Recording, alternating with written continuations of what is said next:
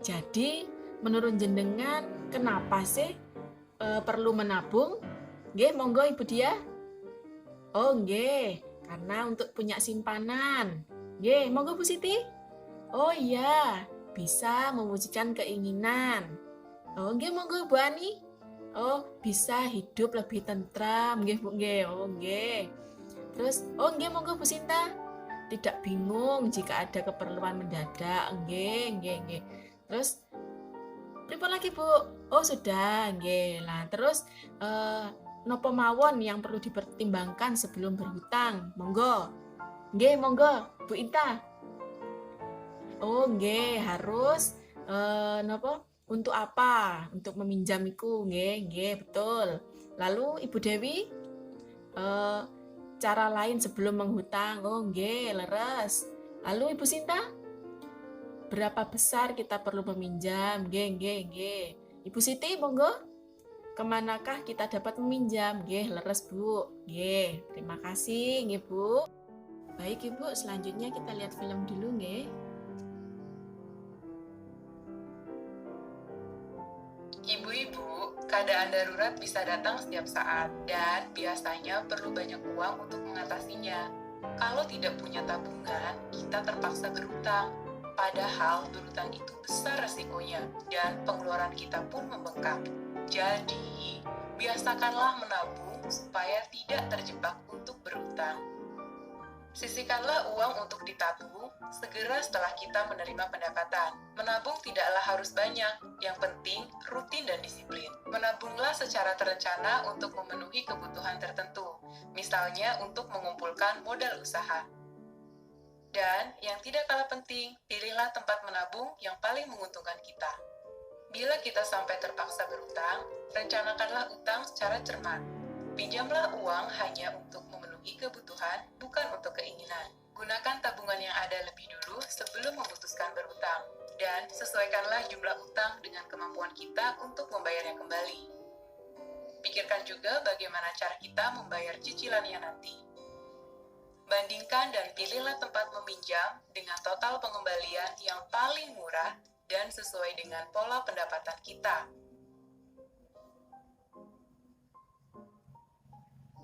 Nah, jadi seperti brosur yang saya bagikan ke jenengan tadi. Nah, di situ bisa dibaca nggih. Nah, jadi biasakan menabung dengan disiplin. Biar sedikit asal rutin nggih Bu nggih. Jadi menabungnya itu sedikit-sedikit tapi enggak apa-apa, yang penting tiap hari. Nah, terus jika perlu berhutang rencanakan dengan matang. Jadi enggak boleh asal pinjem. Jadi harus dilihat dulu. Itu nanti kira-kira memberatkan kita nopo mboten. Itu. Terus selain itu juga ada tips menabung. Nah, jadi tentukan tujuannya. Tujuan untuk menabung itu untuk apa? Bisa untuk sekolah, sekolah anak nggih, bisa untuk usaha atau untuk jaga-jaga jenengan seumpama nanti ada hal-hal yang mendesak dan membutuhkan uang. Nah, jenengan punya cadangan tabungan. Nah, selain itu juga buatlah rencana menabung. Nah, niki jenengan niku nanti jadi punya tujuannya Bu. Rencananya tabungan ini buat apa sih rencananya nanti? Ngoten nggih. Nah, terus sisihkan uang tabungan sejak awal. Nah, bukan uang sisa. Jadi jenengan kalau menabung itu harus disisihkan dari awal nih. Nah, menabung tidak harus banyak, asal rutin. Nah, itu Bu kuncinya rutin. Nggih. 500 perak tiap hari, tapi kok nggih 500 nggih 1000 lah, 1000 tiap hari ditabung, tiap hari rutin. Nanti 1 bulan ternyata oh sudah dapat 30.000, alhamdulillah. Ternyata kan sedikit-sedikit lama-lama menjadi bukit ya Bu. Nah, terus harus disiplin juga Bu. Nah itu makanya enggak boleh bolong-bolong Bu nggih. Nah, terus cara menabung, cara membuka tabungan juga bisa melalui bank atau melalui koperasi, monggo kerso jenengan. Nah, menurut jenengan yang enak yang mana, yang mudah yang mana, monggo. Yang penting menabung. Bisa juga di celengan juga monggo nggih. Nah, terus juga pertimbangkan sebelum berhutang. Nah, jadi jenengan harus meminjam atau berhutang itu hanya untuk kebutuhan saja nggih Bu. So, mamanya kebutuhannya 200.000. Nggih sampun 200.000 niku mawon nggih. Ndak boleh mamanya buat cadangan. Butuhnya 200.000, pinjamnya 300.000. Nah, itu nanti memberatkan di belakang nggih. Nah, terus juga kalau bisa sebelum jenengan berhutang itu kalau jenengan semuanya punya simpanan seperti perhiasan, nah itu bisa jenengan gadaikan dulu, nanti ketika sudah punya uang bisa ditebus, atau kalau memang tidak di pegadaian bisa di penjualan, bisa dijual. Nah, nanti kalau sudah punya rezeki yang lebih bisa beli lagi, alhamdulillah.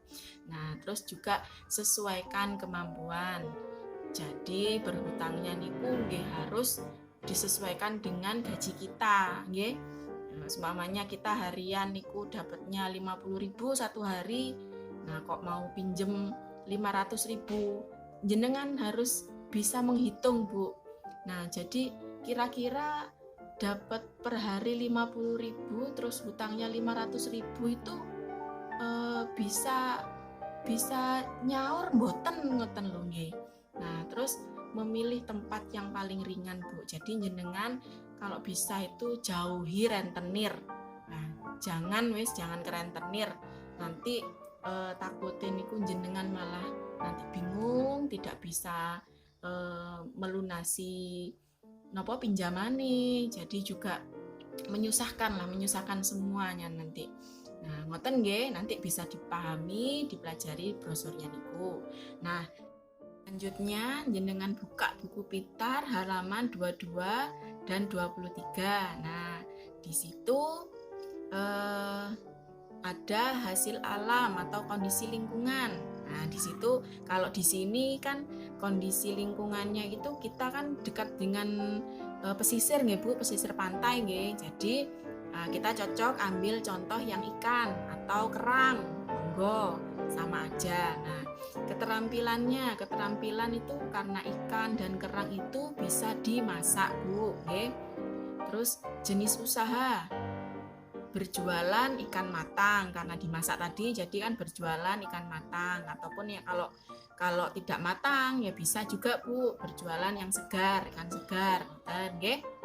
Nah, terus ini mengembangkan nilai kelayakan ide usaha. Nah, di sini ada usaha apa yang akan dilakukan. Nah, ini Bu, nanti coba jenengan pikir nanti Bu, usaha apa ya kira-kira kalau kita memang tinggalnya di pesisir pantai, kita bisa berjualan ikan atau berjualan kerang. Nah, terus selanjutnya siapakah target pembelinya? Nah, ini Bu, nanti diisi kira-kira siapa ya yang akan beli daganganku nanti kalau sudah jualan, kan ngoten Bu.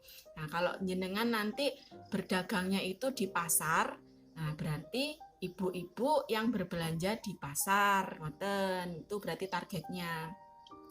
Nah, terus bagaimana untung bisa didapat nanti? Nah, ini nanti bisa jenengan isi gini Bu, seumpama kan jenengan ngambil kerang atau ikan itu dari tengkulak, nah nanti jenengan bawa ke pasar nah nanti kan harganya lebih mahal kalau kita jual di pasar nggih, jadi itu nanti biar kita dapat untung. Atau mungkin jenengan nyari kerang sendiri di pesisir nggih, monggo, kan biasanya banyak nggih dari jenengan yang sudah nyari kerang niku nggih. Nah, itu nanti bisa dikumpulkan terus paginya bisa dibawa ke pasar. Ngoten. Jadi kan nggih alhamdulillah punya tambahan ten Bu. Nah, nanti selanjutnya jika pernah melakukan usaha, apakah penyebab kegagalan selama ini? Nah, mungkin jenengan sudah ada yang mungkin Bu Dewi sudah jualan gorengan nggih, atau Bu Siti sudah nyari kerang tiap sore nggih. Tapi kenapa kok jualannya kok begitu-begitu saja? Kok nopo nggih? tidak ada kemajuan, tapi nggih begitu-begitu mawon. Nah, itu nanti bisa dicari, Bu. Kira-kira nanti bisa jenengan pikirkan, kira-kira kenapa ya daganganku atau jualanku kok begitu-begitu saja, kok ndak berkembang, ngoten. Mungkin anu Bu, faktornya kalau ini kan contohnya ini, faktornya kalau kita jualan di pasar biasanya kan ada pedagang lain yang deretan. Biasanya kalau jualan ikan semuanya deretan jualan ikan, semuanya jualan sayur semuanya ngoten nggih.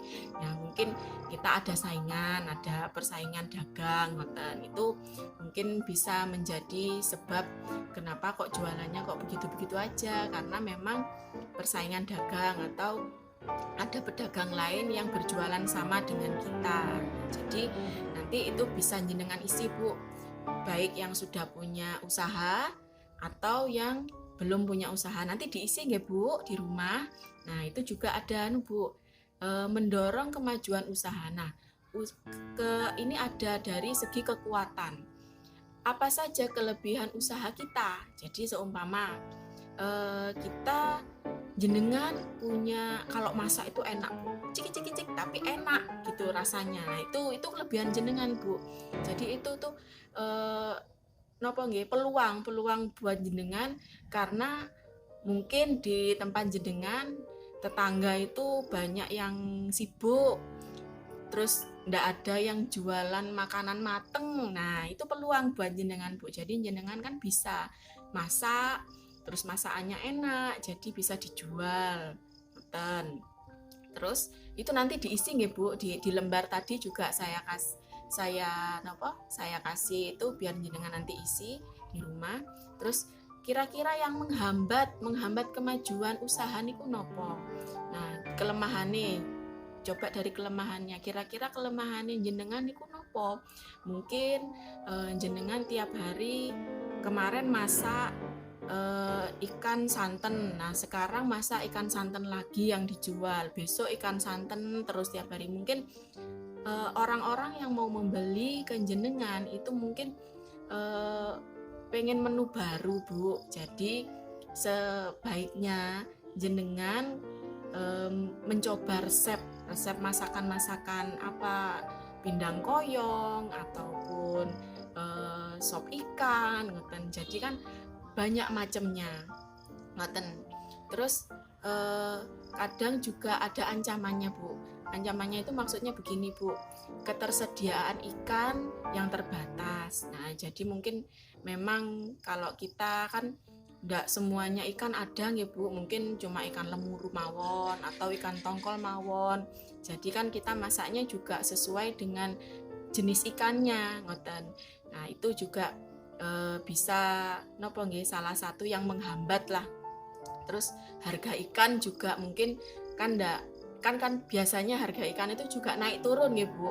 Kadang tiba-tiba 1 kilo harga lemuru 10.000 nggih.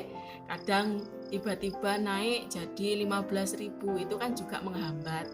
Nah sebaiknya nanti jenenganku nanti bisa diisi di rumah, barengan sama suami monggo, sama anak-anak monggo. Jadi lebih jenengan lebih bebas, enggak apa-apa Bu, salah enggak apa-apa, yang penting nanti jenengan mengisinya itu sesuai dengan kesenangan jenengan. Ngaten nggih? Tadi belajar tentang bagaimana mengendalikan pengeluaran, mengelola hutang, cara menabung. Jadi kita juga perlu tahu cara untuk meningkatkan pendapatan. Nah, ini nanti akan kita bahas pada sesi selanjutnya, memulai usaha. Pada pertemuan selanjutnya nanti kita bertemu lagi insya Allah di rumahnya Ibu Siti Ibu, bulan September tanggal 2 jam 8 pagi. Nah, jangan lupa buku pintarnya dibawa dan diisi, itu tadi PR-nya nggih. Nah, terima kasih nggih Bu atas kehadirannya. Apabila ada salah-salah kata, saya mohon maaf dan terima kasih atas perhatiannya. Wassalamualaikum warahmatullahi wabarakatuh.